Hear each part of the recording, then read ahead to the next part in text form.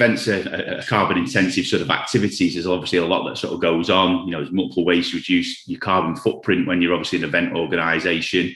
Anything from sort of, waste and recycling, the materials that we use. We work to sort of a mantra of reduce, reuse, recycle, with things like printing lanyards. We try to sort of eliminate print out of the process.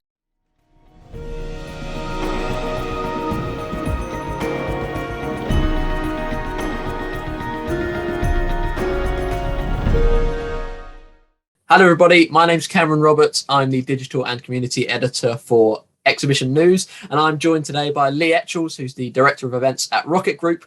We're going to talk a little bit about sustainable events, specifically Rocket Group's Net Zero Scotland event. Lee, it's great to have you. How are you today? I'm all right, thank you very much. How are you? Yeah, I'm all good. I'm excited to hear your perspective. Tell me a little bit about yourself, I guess, to start with. Where do you sit in the business? What do you do at Rocket Group?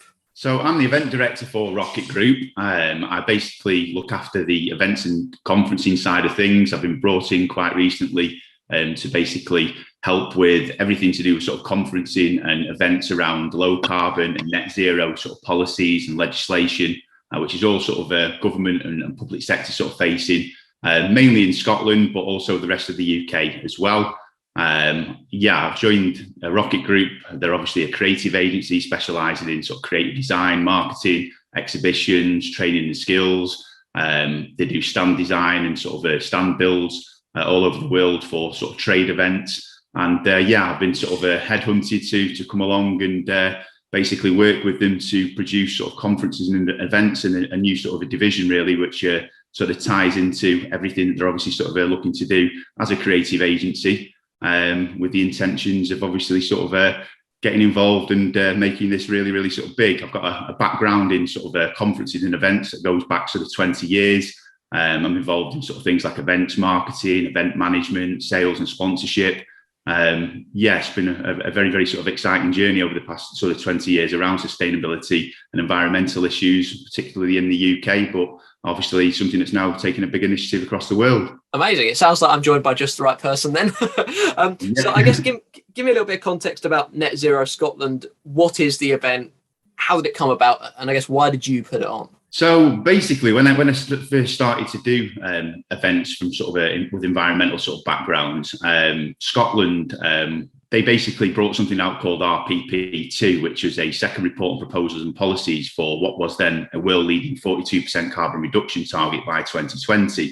So they brought out a big policy document. All our events are run around policy, legislation, grants, funding, mandated targets, stuff like that. And we create sort of strategy conferences around these sort of unique targets. And we help the public sector basically communicate messages down to certain sort of levels of people within the public sector. So those people might come from sort of local government, central government departments and agencies, transport authorities. They could come from sort of universities, colleges, schools, basically people that have environmental sort of targets for any sort of government-owned assets, estates and facilities across the whole of the UK. And they're obviously looking to sort of reduce emissions and sort of reduce the environmental sort of impact on those assets, estates and facilities. And we obviously sort of help them to do that through the conferencing. So we work on a very, very sort of a unique model where we sort of really pay a lot of attention to the government ministers that are coming along to the conferences. They come along to obviously talk about the targets, where annually the government currently sort of sit. Well, that doesn't matter whether we're doing that in Scotland or we're doing it in the rest of the UK. Obviously, this particular conference is looking at Net Zero Scotland. So it's looking at all their net zero targets for 2045. They're looking at ways of basically understanding how private sector and industry, those that have obviously got sort of technologies, innovation, solutions, services, how they can obviously sort of help them to reduce emissions on their actual estates by forming collaborative working partnerships with them, looking at things like projects, environmental projects, looking at where they can reduce things like sort of waste or energy and heat from homes. And by working with the private sector and looking at how they obviously sort of tackle sort of innovation and technology and how it can obviously sort of help them reduce that environmental impact. We obviously, help them collaborate through the form of producing sort of conferences to the magnitude that we produce them. Awesome. Well, I mean, it it's kind of goes without saying that if you're putting on an event called Net Zero Scotland and it's so focused on sustainability that the event itself would have to be sustainable in some measure, right? And I think it's a really big theme that a lot of organisers are looking at the moment is how do we make our events sustainable? So I guess, how did you go about that for Net Zero Scotland? What are the best practices that you've come up with? Yeah, well, obviously events are carbon intensive sort of activities. There's obviously a lot that sort of goes on. There's multiple ways to reduce your carbon footprint when you're obviously an event organisation. Anything from sort of waste and recycling, the materials that we use. We work to sort of a mantra of reduce, reuse, recycle. With things like printing lanyards, we try to sort of eliminate print out of the process. We don't try to sort of come up with big event guides and things like that. Everything's sort of digitally done. There's a lot that obviously sort of goes into it. We have to pick the correct venues with the correct sort of green credentials. We encourage the use of active travel, for how people actually get to the event and whatnot. It's a long sort of thought process, really, and very, very sort of difficult because, as you can imagine, different people use different sort of ways of traveling. But we look at things from sort of food being locally sourced, meat not being on the menu. There's obviously a lot of things that carry, environmental impact when it comes to obviously putting on events of this sort of magnitude. It's really, really sort of quite difficult to be honest with you, to get, into a position of being net zero yourself as an event. But we tend to use, suppliers that have got green credentials, that have been working with people like the Carbon Trust and whatnot. And we tend to sort of hand select them really to try and sort of offset our own sort of emissions and make the event as environmentally friendly as possible. I think it's interesting that you touch upon the digital point and, not putting together these massive event programs and instead making them available online.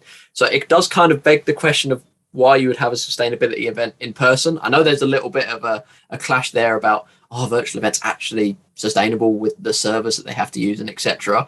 But I mean, what was the logic behind it for you guys? So obviously since the pandemic, it's there's not been very live sort of face-to-face events going on, but we also we're working with Highlands and Islands Enterprise for this particular conference, and they're the live stream partners, so we've got a bit of a hybrid event going on, but to be quite honest with you, events are coming back, and obviously the virtual events and the live stream, although they have, served a purpose and they're very, very sort of good and, environmentally friendly to some degree, depending on how, sort of far you actually look into it.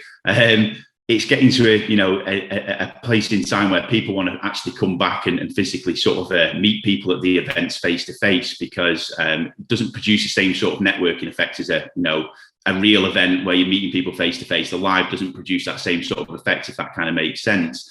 So we take great consideration into the sustainability impact of our obviously events, but at the same time we want to get the feel good factor back to actually getting people meeting face to face. Yeah, I think that's a great point to end on. Actually, is the feel good factor coming back, and I guess that you can do a live event and be sustainable at the same time. It's kind of the top level, isn't it? But that is actually all the time myself and Lee have for today. Thank you very much for joining me, Lee. If you do want to learn more about what the Rocket Group is doing, you can visit therocketgroup.co.uk. If you want to learn more about the exhibitions industry, you can visit exhibitionnews.co.uk. But thank you very much for joining me, Lee, and I'll see you all next time. Thank you very much. Take care.